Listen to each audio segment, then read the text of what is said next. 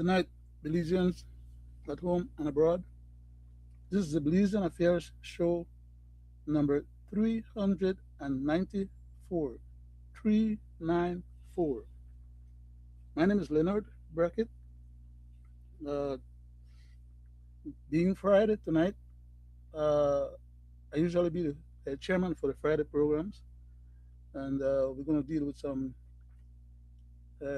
constitutional matters, case law matters as well, and some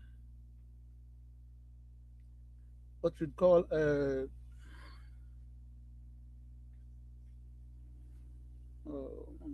drawing a blank right now. Anyhow, what we'd call some seditious issues that we need to be aware of and keep in the forefront of our minds, because the people we have trusted or entrusted our governance powers to are taking us for a ride, and some people may be aware of that and could care less. Others may not be aware of it and will still go for the ride, not knowing any better. But there are those of us who, a few of us, who have been paying attention, are aware of what's going on, and we're trying to make ourselves available to try and give you the necessary information that will allow you to be able to weigh the pros and cons on your own so you can make a informed decision if and when that time arrives. However, I'm not getting into the program itself fully right now. I need to do the preliminaries for the program, which is to, first of all, we'll have a short word of prayer, and thereafter we'll have a Bible reading. Uh, One of my co-hosts for tonight has gotten in touch with me and told me that he may not be able to make it on time, but he'll see if he can make it even if he's late. So I'm looking forward to that. And another one of our co-hosts may be somewhere in the background, probably doing something that he'd want to grace us with, or maybe may not be available as well. But we have made this commitment to you, the Belizean people at home and abroad, and others, that will pursue the objectives of Belizean affairs, issues, to the best of our abilities. And we have promised to produce a show for you on Mondays, Wednesdays, and Friday. And tonight being Friday, this is no exception. So I'll just go ahead and bow my head and say a short prayer. Divine loving Father, we thank you for this privilege to come before thy presence once more. We know that thou hast been merciful upon us, that thou hast granted us the privilege of life in the first instance, and that thou hast seen it fit to grant us the opportunity to still be alive among our family members, friends, and loved ones in fairly good health. We pray that thou mayest continue to bless our country of Belize, its people and leadership, that thou would bless this country of the United States, its people and leadership, and the rest of humanity as well, especially those people who have need of food and clothes and shelter, and others who are in danger of tornadoes and storm, cold storms, as well as earthquakes and volcano eruptions and all manner of pestilence and devastation on the face of this earth. We pray that thou will continue to be merciful unto us all. Bless us as we deliver this program tonight, and whatever we have to say or do, may it accrue to the benefit and well-being of our Belizean people at home and abroad, as well as to thy service, Father, for us his mercies in Jesus' name. Amen. Thank you very much for allowing me to indulge in that preliminary for program.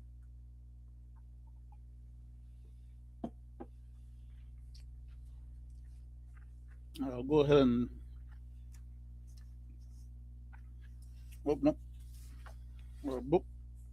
Uh, let's see Isaiah. I want to read the Psalms, but I want to read Isaiah. We'll review something from Proverbs for tonight. And we'll take Proverbs. We'll take Proverbs chapter 24 and we'll start at verse 1, which reads as follows: Be not thou envious against evil men, neither desire to be with them, for their heart studieth destruction, and their uh, lips talk of mischief. True wisdom is a house built, and by understanding it is established, and by knowledge shall a chamber be filled with all precious and pleasant riches. A wise man is strong, yea, a man of knowledge increaseth strength. And I'll leave it at that for tonight as our reading. Uh, Again, I say thanks to those of you who have tuned in and will be listening to us tonight while the program is live, as well as those who will be listening to us at your convenience, probably when you get home from work, if you're in the commute uh, traffic, or maybe tomorrow or some other day. Uh, we do appreciate your time, your valuable time that you spend to hear what we have to offer, and that's the reason why we make the effort to offer these programs, hoping that we're adding a little bit to the necessary enlightenment that is required for us to be good vanguards and stewards of our country and our patrimony of Belize. I'll, I'll go to part 5 of the Constitution of Belize, which deals with the executive. And there's a particular reason why I'm going back to this. We have dealt with this before on a number of occasions, but I think it's necessary for us to revisit this particular section, especially in the light of what the government is proposing in terms of wanting to amend the Constitution. And they put together this PCC Act, which, according to them, will enable them to make some changes to the Constitution for them to give us better governance. I don't understand how is it that they're making those kind of promises to us, the Belizean people, when in fact they're not living up to the present Constitution. They don't abide by it. They don't hold fidelity to it, and they keep being scofflaws and violating these laws with impunity. But the PCC Act is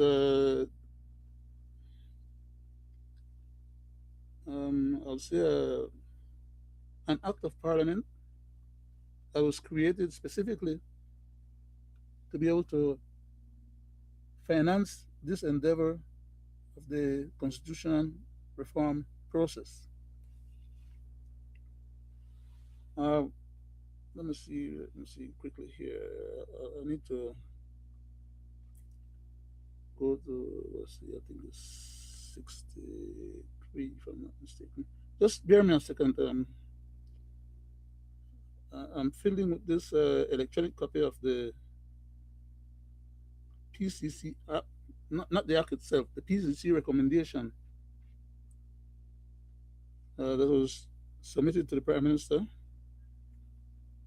for him to review and then take to the Cabinet and for them to decide whether or not what was submitted to them by the PCC Commission is worthy of being put out for a referendum. That is because then of the nature of sides or the portions of the particular portions of the Constitution that the legislator would like to change, that they are not necessarily currently entitled and or empowered to change, because there are portions of the Constitution of Belize which the legislator is empowered to make changes on, so long as they can meet certain thresholds. For example, uh, two-thirds of the members of the House of Representatives can make certain changes, and if they can get three-quarter, they can make some additional changes. But a lot of people are of the opinion, who really don't know better, they're of the opinion that if they can, if the legislator can have 100% of the legislative body, then there should be nothing in the Constitution that precludes them or prohibits them or stops them from altering. But I beg to differ. There are certain parts of the Constitution that cannot be written out of existence and or ignore as if they weren't there, because we all know, as the Constitution itself says under Section 2, subsection 1, that the Constitution is the supreme law of Belize. And if any other law, every time you hear me refer to that particular section of the Constitution where it says other law, you always notice that I put emphasis there because it's speaking to specific types of other laws. That is to say, not the Constitution itself, but the laws that the legislator are empowered to make legally, lawfully, constitutionally, and in good faith. I'm not referring to other law, which is a portion of the same other law. There are two different types, which the legislator go ahead and make, knowing that they are bogus and they are unconstitutional. And in the first place, they should not indulge themselves in making that type of law, because if it's unconstitutional, if it's unlawful, if it's illegal, them making a law to say that they want it to be legal doesn't make it constitutional or legal. If a law violates the constitutional prescriptions and principles, that law, to the extent of its inconsistency, as I was saying under Section 2 of the Constitution, those other laws that are inconsistent with the Constitution of Belize, which is the supreme law of the country, those other laws that are inconsistent are null and void. It's right there in black and white. It doesn't take me to have to say it for them to hear it or for them to be aware of what it is. But they relate as if they could care less whether it's there or not. They go ahead and make these bogus laws and cause hurt and harm to other people. Then people have to find money to go and fight against these laws that are hurting them. They got to take these matters to the Supreme Court for judicial review. They got to find a lawyer that is cheap enough that they can afford, if they can come up with a lawyer. As a matter of fact, there are people who are harmed by some of the bogus laws that these guys put on the book that are unconstitutional, and they don't have no access to legal representation. Therefore, some of them, they sit in jail for days, weeks, months, and years, only to then be told that they won't prosecute them anymore after spending years in jail. Another prosecutor way. Why? They probably didn't have evidence, they couldn't come up with the evidence, or the evidence got disappeared out of the files. As in the case right now that we're dealing with, the Budna affair, where the Prime Minister had two previous reports created for him and sent to him at his demand, which is contrary to the legal process, because for any legal matters in terms of a crime, that's the jurisdiction of the DPP, the Director of Public Prosecution. So any files that should go to someone in the system for prosecution processes would be to the DPP and not the Prime Minister, as he had demanded. And he did end up having those documents sent to him, the first uh, group that was done, on the basis of which he then decided that the commissioner had not done a good enough job in terms of what was submitted to the Prime Minister by the commissioner, and therefore he put the commissioner on leave for 45 days. Whatever is it that he saw in that report troubled him, but he should not have had a position on that report in the first place. Even if somebody was offering that report to him, he should have refused it.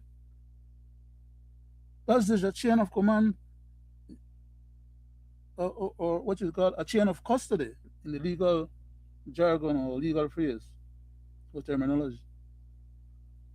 A chain of custody for that document that was prepared by the police department in terms of their investigation, and it should have been submitted to the DPP for her to peruse and decide whether or not there's any prosecutable offenses there, or there's any guilt to anyone that she can ascribe to that she needs to follow through and prosecute. The Prime Minister does not persecute anybody. He persecutes them, but he's not a lawyer.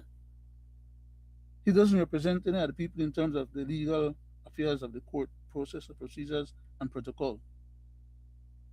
But he behaves as if because he's the Prime Minister, he's also a dictator who can contravene the laws of the land.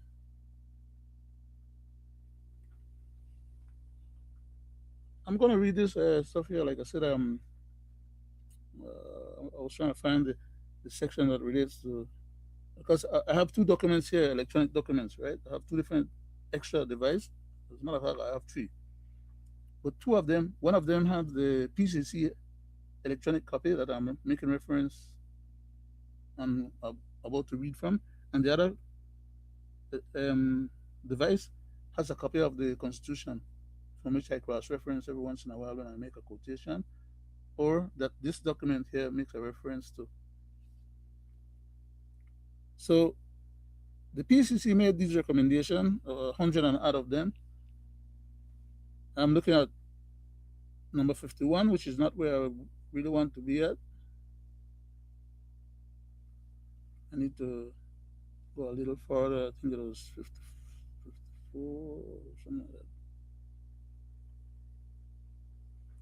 Yeah, okay, let's see. Emergency pause. Okay, no, that's not it. Okay.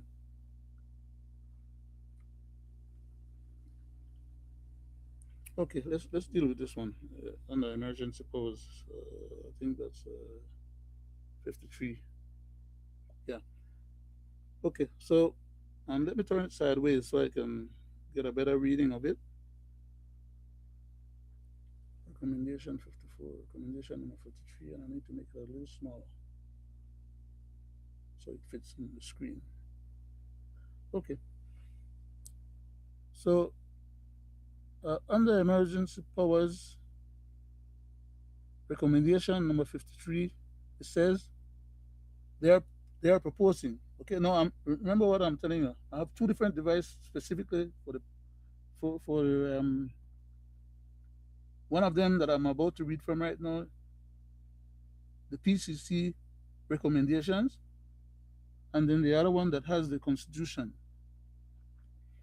I'm reading from the PCC recommendation, and recommendation number 53, which says amend to expand and make provisions for public emergency. And under 53.1, they're saying remove the term outbreak of infectious disease from section 18.3.3a, and also under 53 subsection 1, they're saying after you remove that item above, as referred to under 1, you want to add the term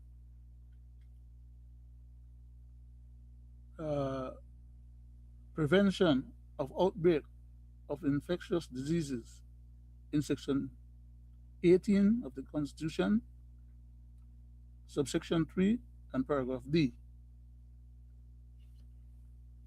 Then they go on to say recommendation 54 is to amend the trigger for public emergency.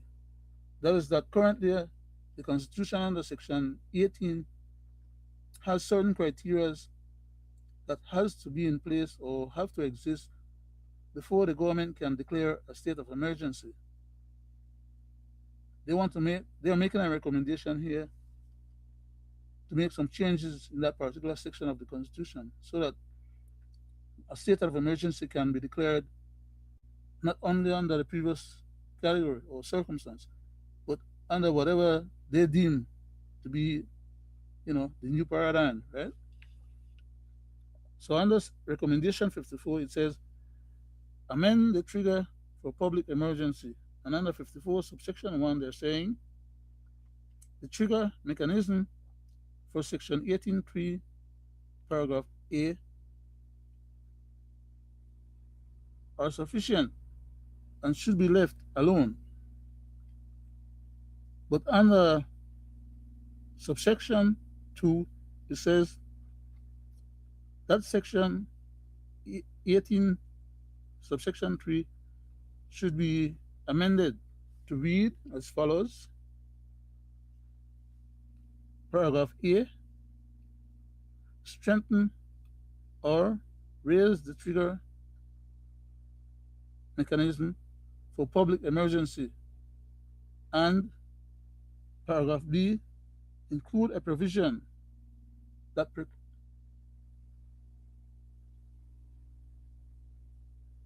precludes the state from relying on the occurrences of offenses in domestic legislation in and of itself to justify imposition of state of emergency.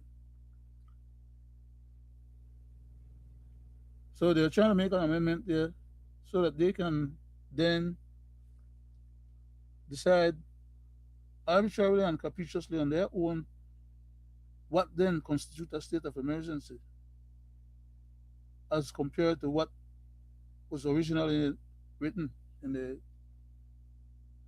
present constitution that they're expecting to change at a future date. It goes on under section 3 of the same recommendation number 54 to say that the trigger mechanism for section 18, subsection 3, and paragraph B should be amended to provide that cabinet ministers or a body must apply to the High Court to a judge in a state of emergency. To a judge in chambers for an order that the state body, etc., has satisfied the conditions that a state of emergency does exist, which triggers the imposition of a state of emergency. That is that they're making the statement here to say that they're going to a judge to have the judge declare whether or not. Now remember, a judge works in the judiciary, but is largely, the way we operate right now in Belize, a captured entity. It's not operating under the true judicial process whereby the judiciary is an equal branch of government. Our present situation, the way it's being operated right now, is that the executive in cabinet runs the country. The cabinet executive also comes from the House of Representatives, from which they get the majority and authority to run the government.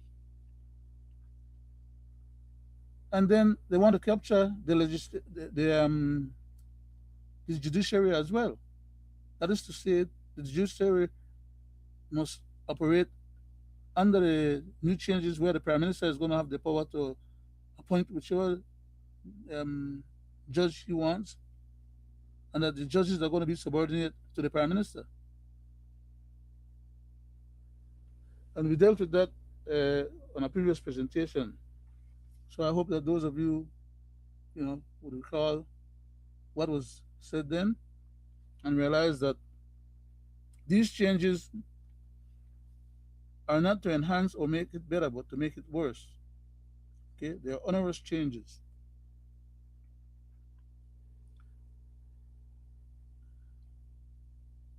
The court should have regards to and access Section 18.9, that is Section 18 of the Constitution of Belize, subsection 9, and paragraph A, B, and C when granting such an order. So they're going to write some new basis on which the court will have to abide by, and thereby, on the basis of those new sections or paragraph, like in the case of section 18, subsection 9, paragraph A, B, and C, will be the basis that directs the judge whether or not he grants them a state of emergency, as compared to presently, where there are already rules in place that they have to meet those thresholds before they can go to the Governor General and ask the Governor General to assent to a state of emergency, which is how we're currently doing it. They don't want to do that anymore. They want one of the ministers to decide, well, we need a state of emergency, and on that basis, we're going to ask the court to say, allow us to go ahead and institute a state of emergency. And once the prime minister or a member of cabinet decides that, for all intents and purposes, that triggers the judge now to rule based on this new criteria under paragraph A, B, and C.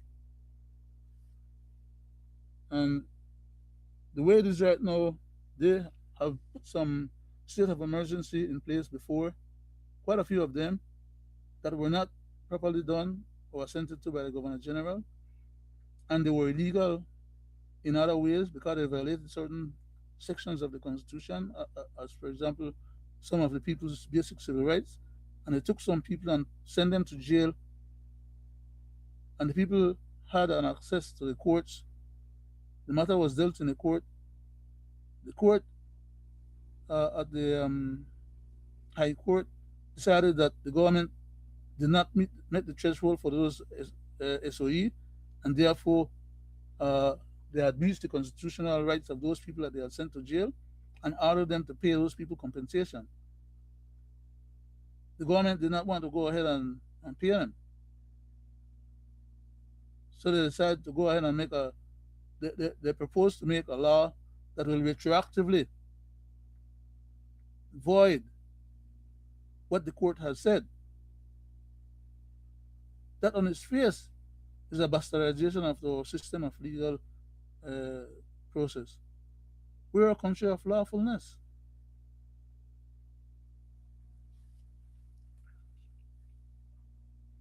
So it's under, it says that section 19, for example, subsection 1 and paragraph C should be amended to read as follows. They go on to stipulate that to remove the requirements to establish a tribunal and replace that particular requirement by saying that this function and replace this function to a judge of the court established to deal with constitutional matters. Now we have the court actually is the one that under judicial review section 20 of the constitution it has the authority as well as under section 94 and 95 with unlimited jurisdiction to entertain or review on any matters under the constitution. They don't want to do it like that anymore. They want to change that. So now they're proposing to, as they say here, remove the requirements to establish a tribunal and replace the function to a judge of the court established to deal with that with constitutional matters, as if the court is not already empowered to deal with those matters. But they're coming with these extra wordings that they're moving around in the changes that they want to make to the constitution to facilitate other objectives. Okay, it says the commission finds, that is, when they say the commission, they're referring to the PCC, the People's Constitution Commission. It says the commission finds that those recommendations are sufficient to both hold government accountable and ensure that the imposition of public emergencies are apoliticized.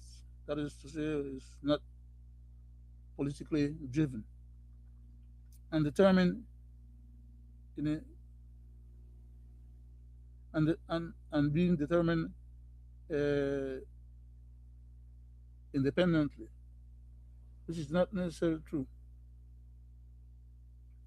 Because how is it going to be done independently when they're already changing the way it's done right now, and they want to add that section like we read earlier. I think it was section 18 9 and paragraph A, B, and C that we read above, right? We did that earlier. And they're saying that that's the basis on which the judge have to make a ruling. They are predetermining what the judge is going to make a ruling on. It is not for the legislator or the executive to tell the judge how to rule. It is the prerogative of the judge and the judiciary as a separate and equal branch of government who is given the power and authority to determine what is constitutional, what is legal, what is lawful. You know, the legislator makes the laws. But if the laws that the legislator makes is unconstitutional, then they got to revisit those bogus laws, either remake them or come up with something new. But you can't tell the judge how to rule in his case. In other words, there's a law. When you get to that point, the judge is losing the independence of the judiciary. You're imposing on the judiciary, you know, how the outcome of a case will be. There's no independence there anymore. But, and we're going through what we call on these particular programs the teachable moment part of the Constitution, right? Because most of our people in the country are not aware of what the Constitution has in there right now, nor are they aware of what this document has in it, because this document has not been made public or for public access or consumption. It is still sitting on the Prime Minister's desk for him to act on and figure out a way to get the people buying into what he's trying to get done and for the people to understand what they're buying into. They first have to be educated to what is in the Constitution and then educated with these recommendations here to see what the changes or the difference is. Um, Let me go and look at the recommendation number 55. It says Under recommendation number 55, it says amend to remove the Governor General's powers. Now, how and where and when will the legislator have the authority to remove the powers of an entity that they are subordinate to? Whenever they make a law or a ruling, they have to have the ascension of the Governor General. Who among them, or how is it that they will make a law that will remove the Governor General's powers? This is what they are proposing here under recommendation number 55. Amend to remove Governor General's powers. Who is going to assent to this particular recommendation here? Who's going to assent to it and make it become law? Because everything that the House does, in order for it to become lawful, legal, or constitutional, it has to be assented to by the Governor General. So if they remove the powers from the Governor General, who's going to have those powers? Who's going to have that ability to determine what is constitutional or not? I know, because I read the whole thing, and I'm just presenting one little part right now. So we'll get to that part later on, where you'll be able to understand what is it that they're getting at when we get to that part of the presentation. We can't present it all in one, series of words, right? The length of the program is not long enough to deal with all these different things, so that's why we deal with them one piece at a time. But somehow they have the impression, uh, pardon,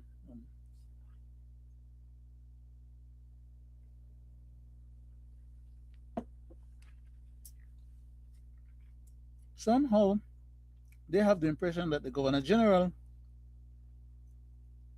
is going to or should go ahead and assent to them taking away her powers, when in fact they didn't give her her powers. She doesn't serve at their pleasure or leisure.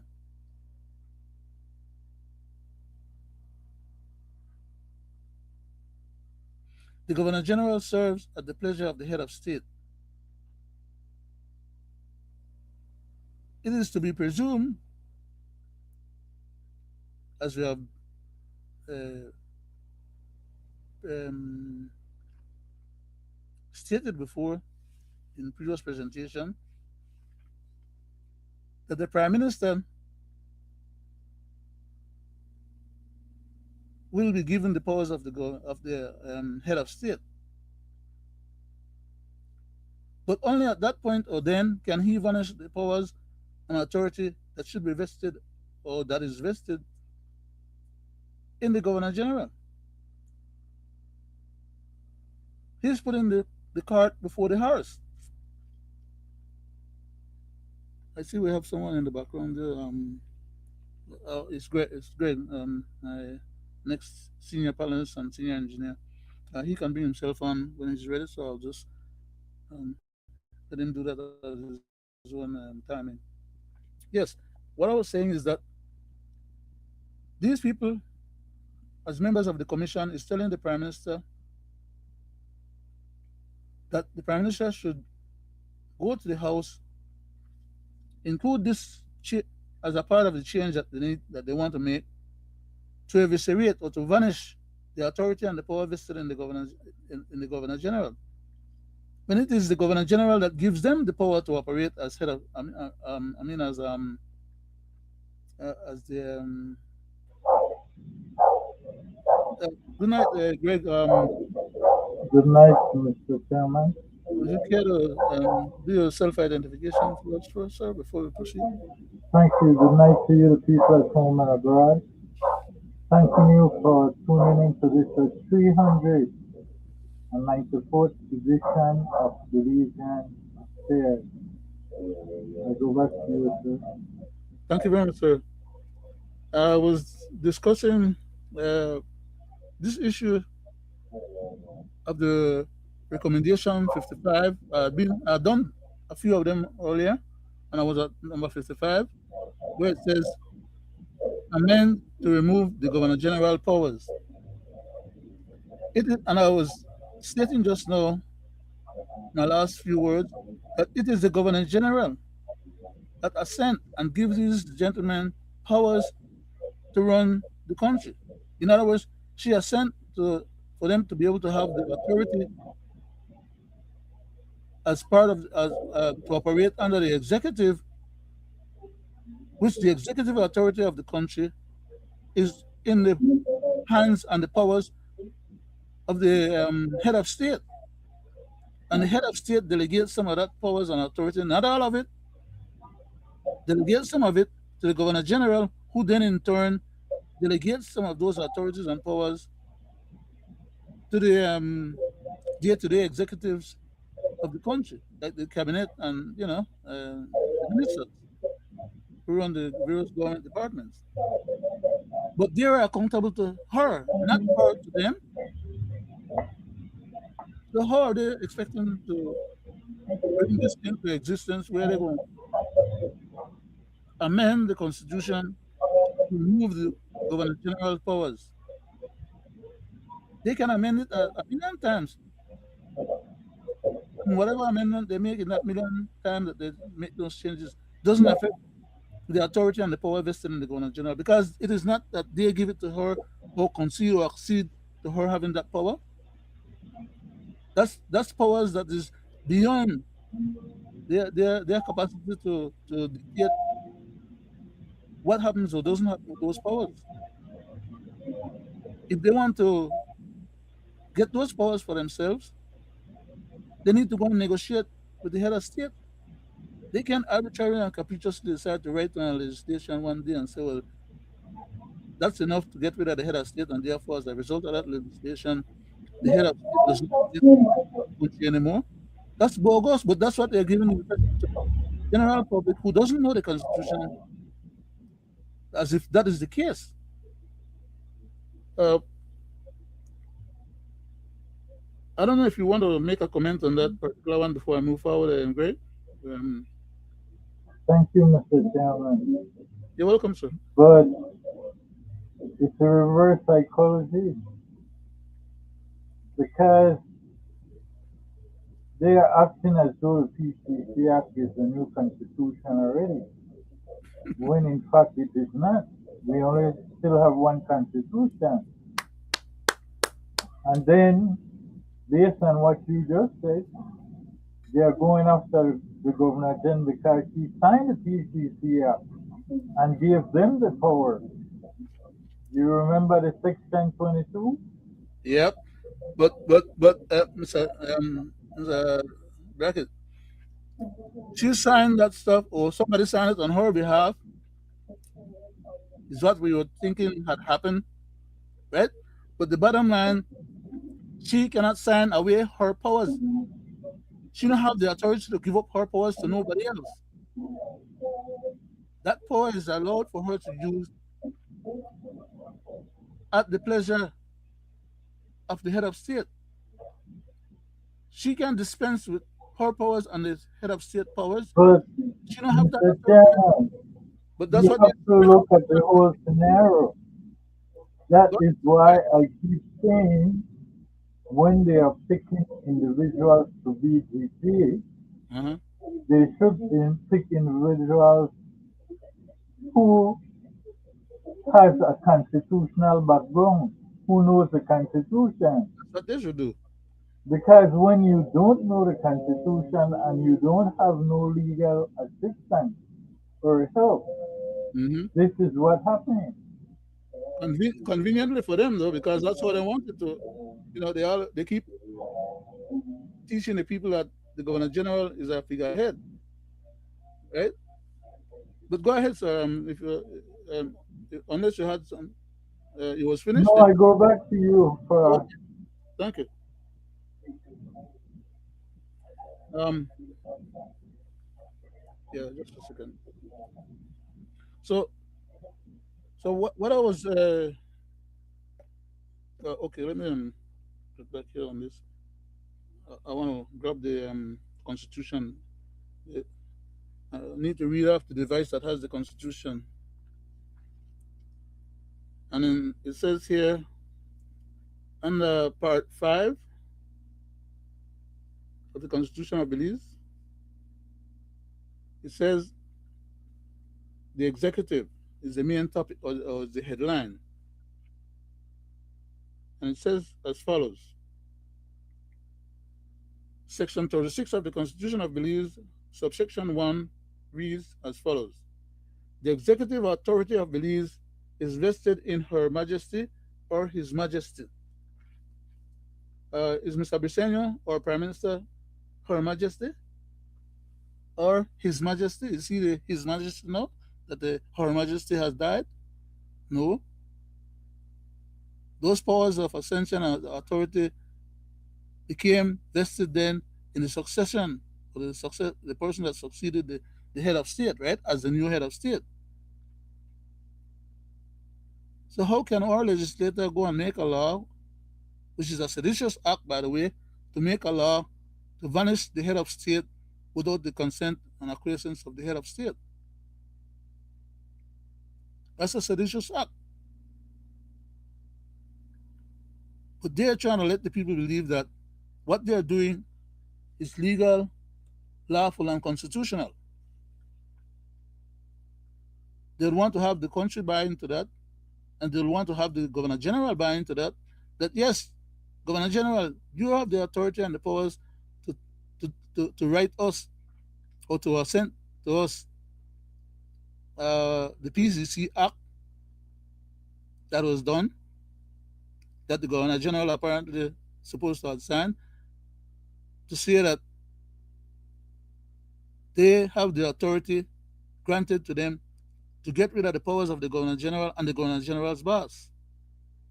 And I don't know if they expect that to happen by osmosis, or somehow, some sprinkling of Jew water and drop on top of the mole, and all of a sudden they have the crown on their head. I mean, I'm trying to be facetious or funny, right? Because these guys they're a bunch of rascals. But anyhow, 36, Section 36, 1 of the Constitution of Belize says the executive authority of Belize is vested in Her Majesty or His Majesty. Subsection 2 reads as follows: Subject to the provisions of this Constitution, the executive authority of Belize may be exercised on behalf of Her Majesty or His Majesty by the Governor General, either directly or through officers subordinate to him or her. So these subordinate officers are ganging up together and deciding, you know what, we are making a law to get rid of we boss. I mean, I'll make you sign this document so we could get rid of she boss too. I mean, it's just ludicrous, man. But people buy into it, and people don't really understand what's going on. Okay, uh, I'll go ahead and read section 2. Nothing in this section shall prevent the National Assembly from conferring functions on persons or authorities other than the Governor General. It's explicitly stated there in the Constitution, under subsection 3 of Section 36, that the legislator is not empowered or has no authority to give no powers to the Governor General, much less to take away any from the Governor General, whether it's he or she. But these rascals, pretend that, you know, it is possible for them to do that. And it's very lawful and legal for them to do that. And should be constitutional because they are altering the Constitution.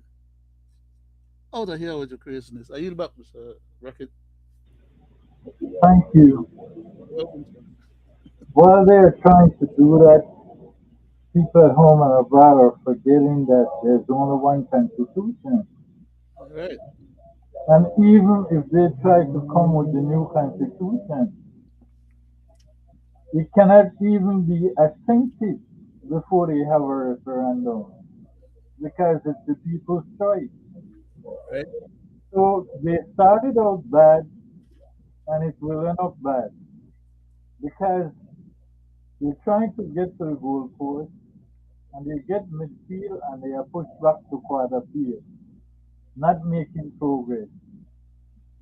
So when they're talking about amendment to take the GG out and all that crap they're trying to do, it is useless because the power is in the people's hands and it cannot happen unless there is a referendum.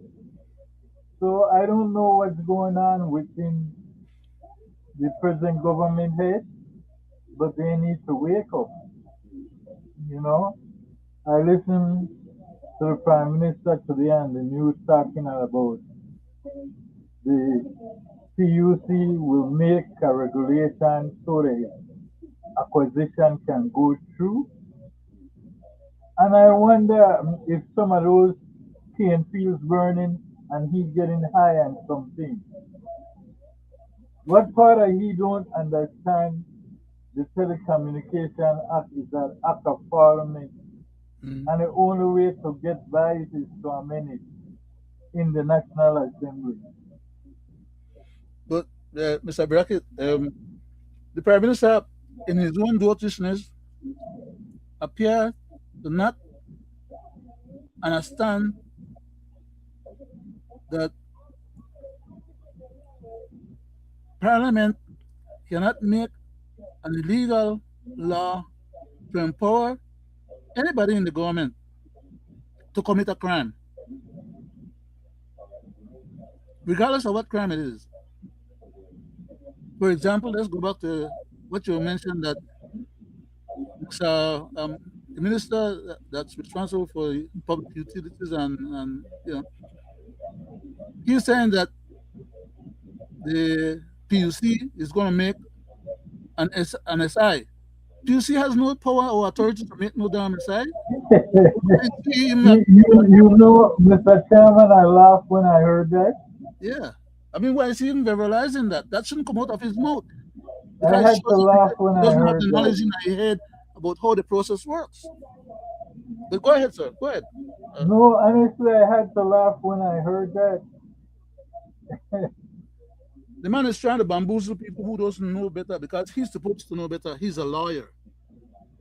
But we recall how he busted his butt that they had to chase him out of the previous department that he was in the health department because of his own behavior. Now he's trying to come with the same kind of behavior in this new department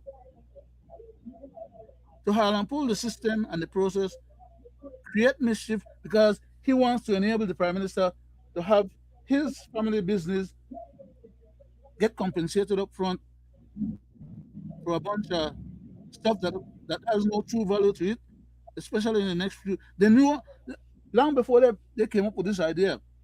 They knew that Starlink, as he's now talking about, the prime minister I'm referring to, every time you open him out, now he's mentioning about Starlink this and Starlink that and Starlink the other. That's what they had as a major fear why they came up with this bogus stuff to try and rip us off.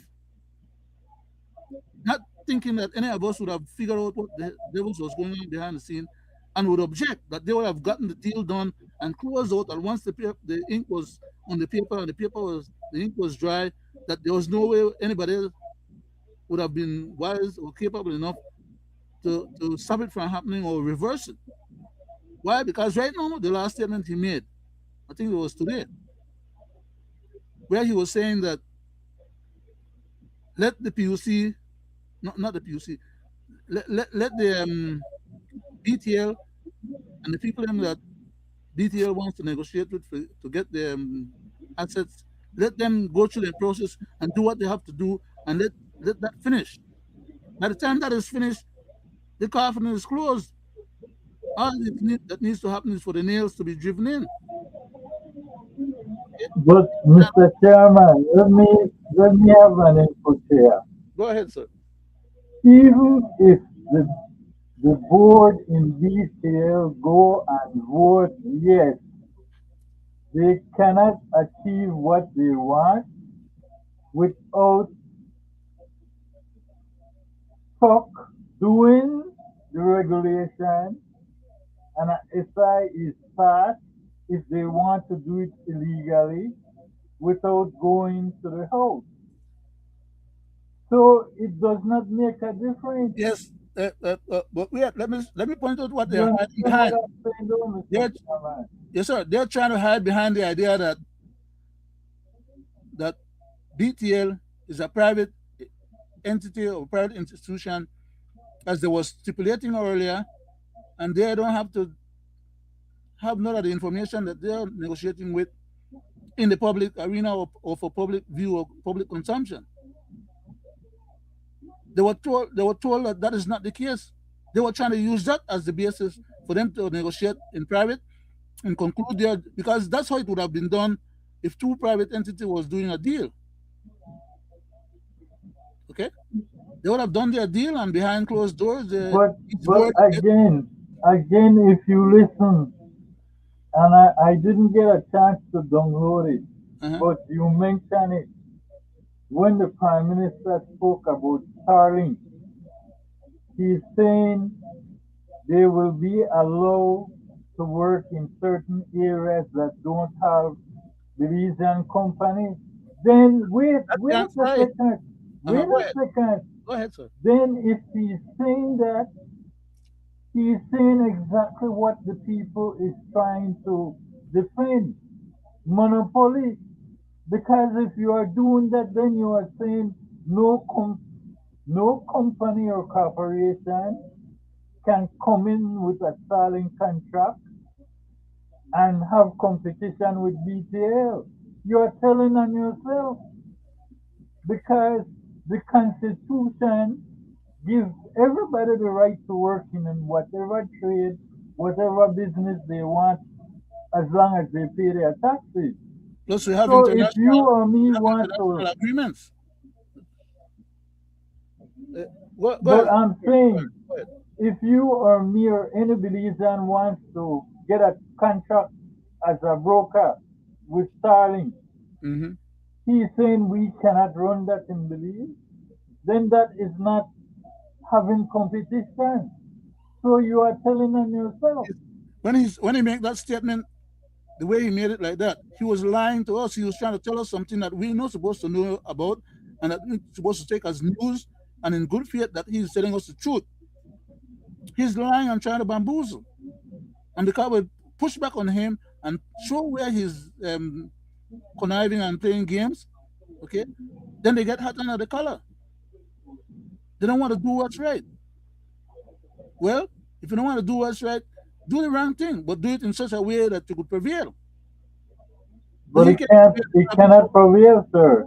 because other people are observing and paying attention. How can you take the regulator who is supposed to make regulation for fair play and Mhm. competition and try to have them break the law by going against what the act requires? They first have to go and change the act, but they're not patient enough to do that. They could have gone ahead and Because if you read the act, sir, if it tells. anybody read the act, they will know what the act says. It specifically says Hmm. a licensee cannot be bought by another licensee. Simple. Because they have to be competition. And they cannot move that because it is enshrined in the Constitution. That even make it worse. It's untouchable and will remain as the parent act. Well, So I don't see them getting by. when the prime minister said what he said about Starlink, he's saying something that the Constitution tells him plain and straight. If he had read it before or know anything about it or gotten legal advice, his legal advice would have pointed out to him that he should not be talking like that because he's not complying with what the Constitution requires. The Constitution says that the government or nor any other authority should interfere in anybody's affairs or business or interest in terms of how they get employed, what kind of employment they choose or want to do, or all these, it states those things in But plain English. executive overreach has been going around for quite some Yes, but time. the Constitution still stays because we only have one at a time, like I said. Right, that is correct. But we have seen the executive overreach since the Portico thing happened when they try to take it to cabinet. Hmm. And it keep going down the line, going down the line. Because had the tourist minister never get up with that, they would have passed a law on that. And the law would have been bogus, and we, the people, would have had to pay up Right? again to whoever sue us.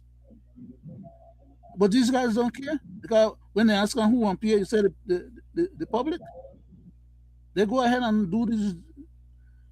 I was about to say something after me, like me tongue sometime.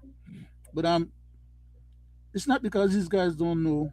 Okay, they feel like they know, and we don't know. We, the public, I'm talking about, and therefore whatever they say goes.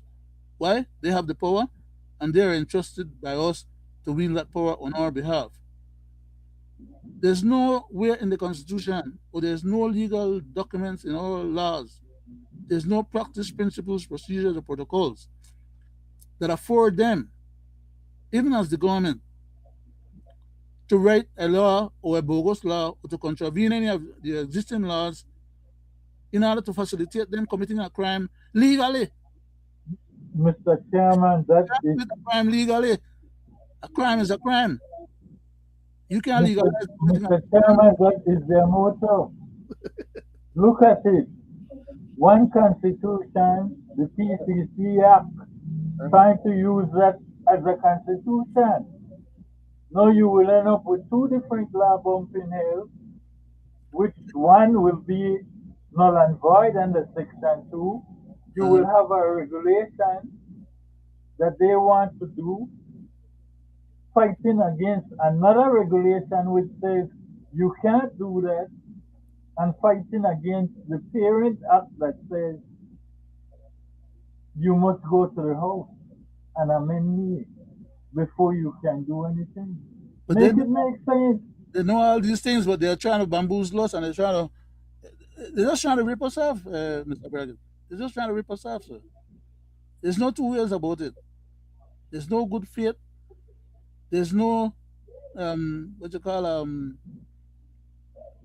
ethics or morals or professionalism involved in the process.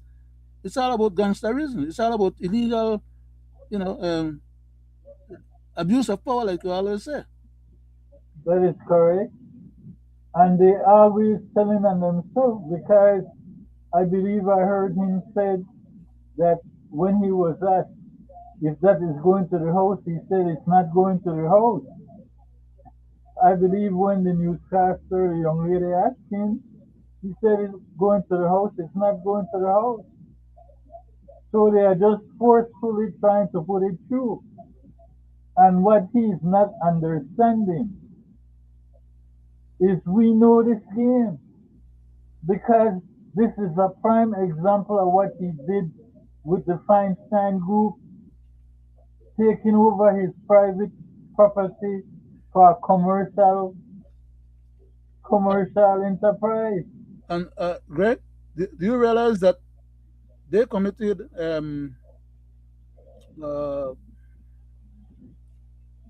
um, okay, they lied to the court outrightly, okay, in telling the court that the intent was to get this thing on an eminent domain for the country or for the people, okay? They were doing this in good faith towards the Belizean people so the Belizean people could have this project completed and then provide and make jobs for us. As of today, how many years after now? They went ahead and captured that asset under that eminent domain, and we don't have a share in it yet, nor any other jobs or anything has accrued to the public or any benefits to the government. Which brings us which brings us, Mr. Brackett, and it's a good thing you say that, which brings us directly into BTL. if the people own it, how come we don't have no say and we own it far more than the Feinstein eminent domain, Well, that's what they were trying to tell us before. Remember, the chairman of the board sat right? He there, said private, it's it's private. They don't private. have to give no account or tell us. They could have just gone ahead and cut the deal and not have to tell us where I'm done. But he The had to. man, I believe, they made some kind of backdoor deal with different people, and it would have gone through if Channel 7 didn't expose it. Hmm. It's the same way if that gentleman did not hijack that plane, we would have never known about the airport contract, Exactly. and it was being paid before they even started. What about all the contracts with Minister for Toledo East? You know, you know how much Right, contract a man sign off on, right, with and with then they fictitious in a Belma pan with the fictitious business names that don't even exist at the address. So and they are it's a lot to do. supervising these things, and the prime minister is saying that he don't know nothing about the contracts in the airport. He don't know nothing about the land, the $7 million piece of toilet hole, the Belma pan, right there side of your office. That is the new norm. They never know. You heard That place is not too far from your office. well, you heard the minister too, Mr. Nobody know Musa about it. Karim. Uh, He never know. He have to look it up. He never know. That's the new norm. Ask them a question. They don't know. They have to look it up. that's a neat way of saying get out of my face. Why would you have to go look up the legislation to see if it is right when the news people is telling you they are reading it out to you and we keep saying But Greg, it? he is the minister, or they are the ministers who's supposed to know their portfolio and know the rules and regulations and the laws that you know supposed to control or guide their ministry. And we are the one telling them what they're supposed to be relating to and how to act with. And we don't have to go tell them we'll wait and go research it or figure it out. They are running the offices. They're supposed to at least have a cursory knowledge of what their requirements are. That is why, Mr. Brackett, if they don't know and they are liars, how even more so can we trust the governor then to do anything? The Governor Jen, as I read just now, no, I didn't read that part. I didn't read that part um, um, where it says that she serves at the pleasure of the head of state. I never get to that part. But basically, she serves at the pleasure of the head of state, but apparently she's of the opinion, or at least, let me change it. Not that she's of the opinion, because I don't know if she does have that opinion. But I know that she's conveying the impression, at least I get that impression, and I'm sure other people are getting that same impression because I've spoken to other people who tell me the same thing. So we are all getting the same impression. That is to say, the impression that she thinks that she's serving at the pleasure of the prime minister, that she's there to facilitate the prime minister with whatever the prime minister beck and call is. And somehow, I'm not too sure she has read the Constitution, the part that relates to her job description, as I am describing it here right now, directly from the Constitution itself. The executive power of Belize is vested in Her Majesty or His Majesty, who delegates some of that authority to the Governor General, who in turn can then delegate that uh, some of those authority, not all of it, because the deputy governor general can't go and write on behalf of the governor general in the absence of the governor general to say that he, as deputy, will use the power of the governor general's office to abolish the governor general's position and her office. Mr. Stewart Leslie can act as a deputy governor general in the absence of the governor general and vanish her position because that authority and power is not vested in him. Those are reserved powers that are never transmitted or transferred. Just like how the reserve power of the head of state is not fully transferred to the governor general. Only certain things are transferred to her that enables her to facilitate and do what she needs to do as part of her job description. And so likewise for the prime minister and the other ministers and the House of Representatives. Their laws has to be accented before it becomes legal tender in the country. They can assent it to themselves or for themselves. So how is it that they're gonna? I have the wrong. I had the wrong device in my hand. Sorry. Yeah. Uh-oh. Yeah. How is it that they're gonna? Let me turn this thing sideways, please. How is it that they're gonna make a recommendation to change the constitution under recommendation number 55 to amend or Belize constitution to remove the governor general's powers? I want to make sense. I shouldn't even say that because whatever. They don't have the authority or the powers to do what they're trying to do, but they're trying to make us believe that they do. Replace the governor general's functions in emergency powers, for example, with the prime minister and the National Assembly. That is that the prime minister and the National Assembly going to inherit those powers because there will be no governor general according to them. But because the absence of the governor general, by them writing her position out of the constitution, then they can write in the constitution something that will say they have assumed those powers. Mr. But Chairman, are we speaking about a coup?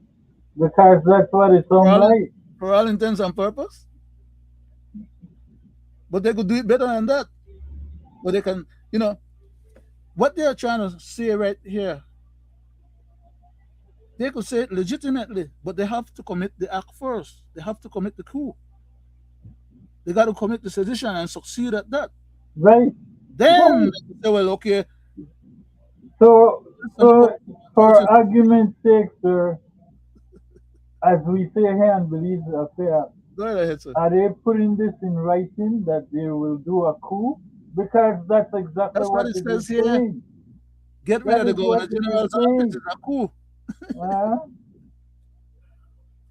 And then it says that the prime minister shall inherit those powers, and then the prime minister will appoint people that he wants to be his deputy prime minister. let's use the other phrase then, overthrow the GG and take over her powers. They're trying to overthrow the whole system. A bunch of knuckleheads. But anyhow, recommendation number 56, which is the next one below, it says, amend for removal of Her Majesty in Council. That is, they will make also an amendment under 56 to get rid of His Majesty in Council. In other words, to get rid of the position of His Majesty and the powers and authority vested in His Majesty. And they're going to vest that in themselves, apparently. And I had written an article a few years ago about this same stuff, right? When they had first started talking about the um, People's Constitutional Reform Commission. Remember then? In the beginning of this process? And Right? I pointed out that these guys were intent on committing sedition. And some colleagues said they were beating me up over the head because they were saying, how I want to say what the man they want to do when I can't read their mind. You recall when I said that and see smoke? When Uh-huh, they asked me how I knew that was what they were trying to do, uh-huh. and they didn't see it? Now they are faced it down. The language has been changed. It's in black and white now, and they still don't want to Yeah. accept that. They still they argue. They try to be apologists after the fact. But anyhow, um, so I mean, it's in black and white right here. This is what the man they are proposing to commit sedition. Do the damn sedition, get it over with. Grab the power, have the power in your hand, and then decide we want to dictate, how you want to exercise these powers because you have it. But not propose that you want to commit the crime. Seems seems to me, sir, they want to be Maduro or they want to be the Iranian man they're trying to get rid of right now. Because that is what it seems. They will use authoritarian rule.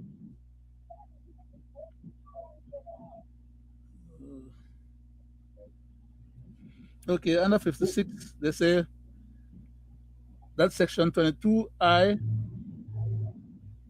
in the definition of court, for example, should be amended to remove the reference to Her Majesty in Council. So that who they have put there? Prime Minister? Because so far they keep referring to the Prime Minister as inheriting these powers or getting these powers, and that you end up the vote for a Prime Minister. This is bogus because Mr. Chairman, it goes beyond that, sir. You can see where they are trying to get their powers from. Do you know what would have happened if they succeeded in the 13th Amendment? The If the 13th Amendment people was, did not go along with them, all they had to do is call a state of emergency. yes, but the And 13th Amendment was only intended as a dry run for this. no, it was They, wa- intended to have the armed forces if they had gotten the 13th on Amendment their side. in place, if they had gotten the 13th Amendment in place, they would have used the same process to get all of what they're trying to get out of this. So now they are putting the 13th Amendment on hold because of the flack and the kickback that they get. That's why they are delaying this other stuff here as well, because we are teaching the people what is in here, and the people are becoming aware, and they are getting fearful now that the people might, push back You on see, them as well. Mr. Only the Chairman, they people. had a bigger picture than using the 13th Amendment for Southside Act. What they wanted to do is have the whole armed force on their side, if you recall. Yep. So when they came to this, they could have easily called a state of emergency, They and thought anybody who is against them, they can do what they need to do, and you can't go to the court. You because see what I'm saying? they tell the court what they want the court to do and how the court should do. There's no independent judiciary. There's no separate and equal, you know, branch of government. When you look at it, we have been putting these things out there, and as we put them out, you see them falling. Mm-hmm. One by one, they're falling. The same But, way we put them out there with those cases, and they keep losing. You know? but a lot of these guys know what is right and what is wrong, and that's what really galls me, right? Because, for example, in cabinet, some of those guys should be able to stand up in cabinet and defend the country, man.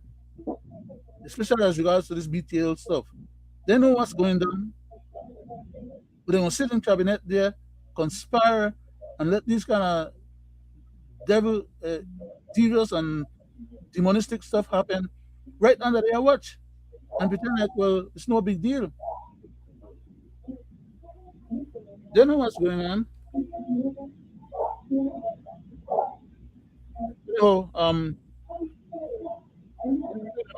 out this stuff quickly.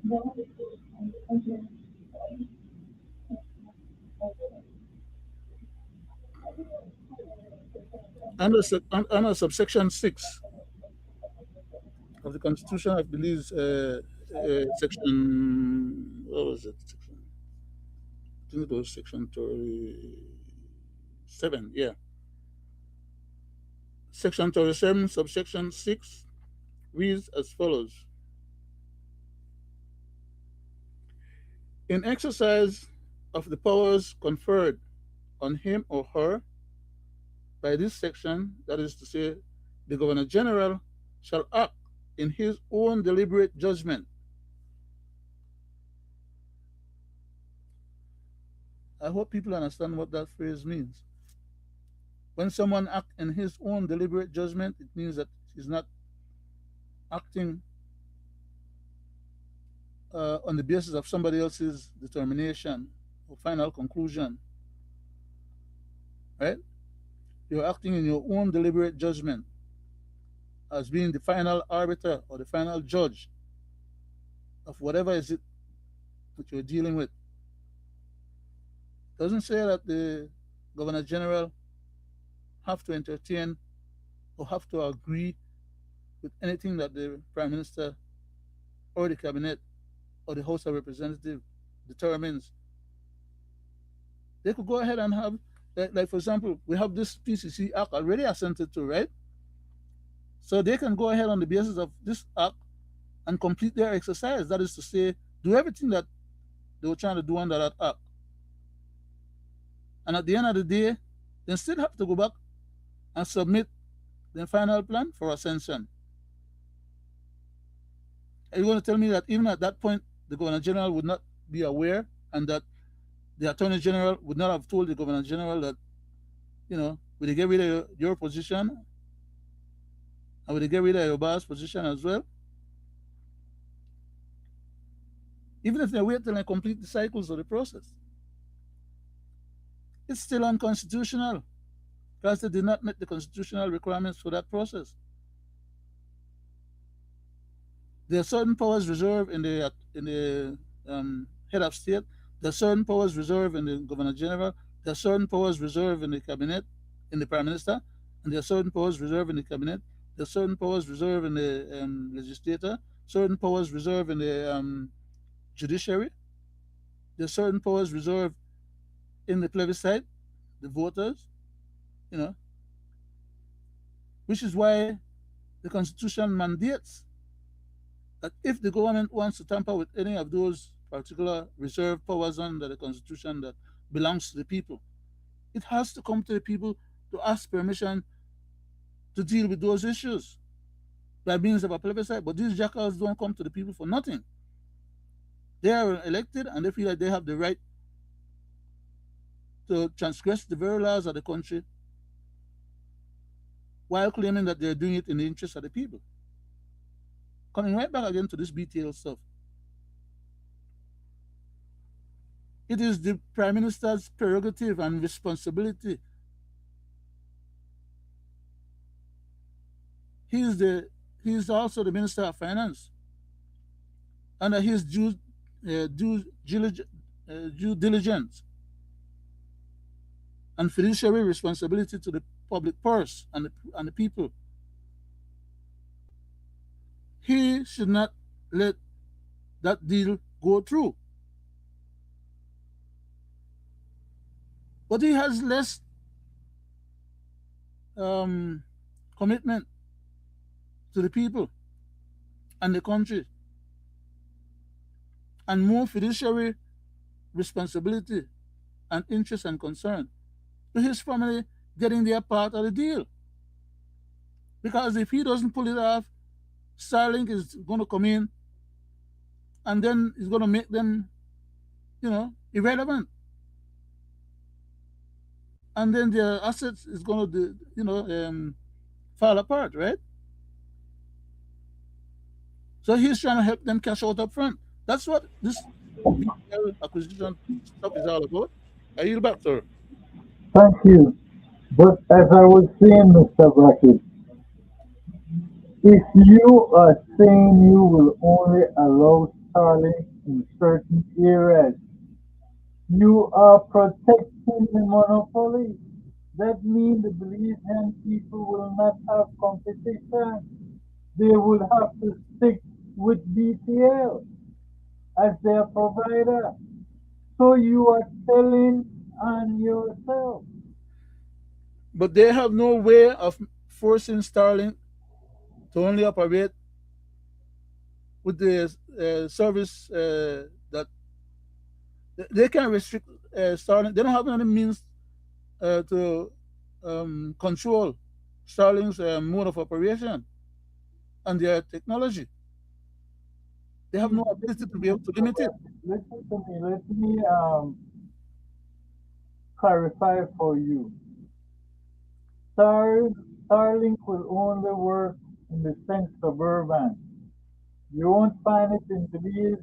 You won't find it in the places where BTL is controlling. And if you are telling the people that, you are telling on yourself, because then that is a monopoly. You are preventing competition if you don't want them to run in Belize also. So the people could have competition. That's monopoly. Yes, okay, but Mr. Brackett, if Starlink were to get uh, a license to operate in Belize, okay, the government cannot tell Starlink what households they can have their equipment being used in and what household they cannot. That is not what they're doing, Just sir. wait, wait, let me finish. Let me finish. I'm saying to you, once Starlink is given a license to operate, only Starlink can determine if and when and where they operate. Because Starlink issue is one of a satellite access that any individual can have direct access to that satellite system. Okay, BTL will want to ride on that system at some point in the future. Okay, and especially being a government entity owned by the government, we do not have the ability. We don't have the equipment. We don't have the money. We don't have nothing to be able to compete effectively with Starlink. Okay, we just don't. And what we have there cannot black out Starlink from downloading off of their satellites direct connection and direct access.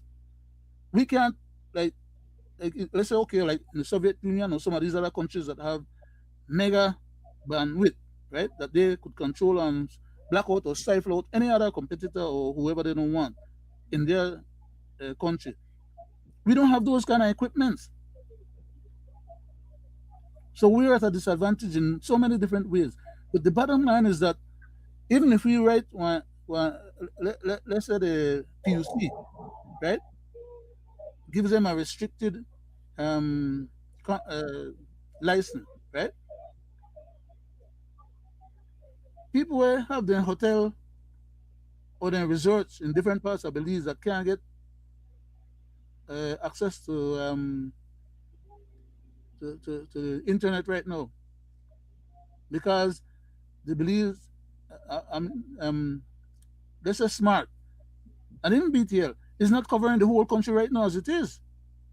Okay, there's still sections or areas where people have to use their satellite phone. Currently in Belize, that's happening. But they get a special permit for that. Why? Because the system that the government, the monopoly or whatever, can't provide those people um, access to the internet. So those people are allowed to have access on their own through other means. If Starlink come in now and those people associate themselves with Starlink, it means that those are clients that BTL will not have because the Starlink services will be much enhanced and better than BTL services.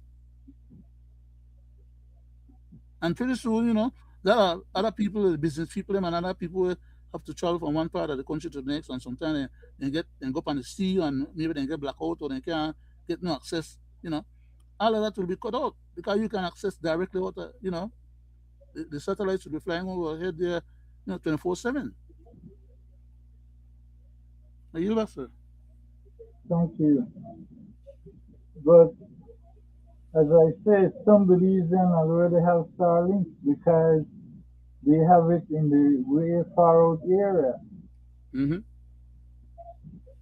And as I mentioned before, if the PM is saying they can't work anywhere where retail is, then you protecting a monopoly. Simple. That's simple. Because that's what you are saying. And if you are saying that to the people, you are telling them yourself.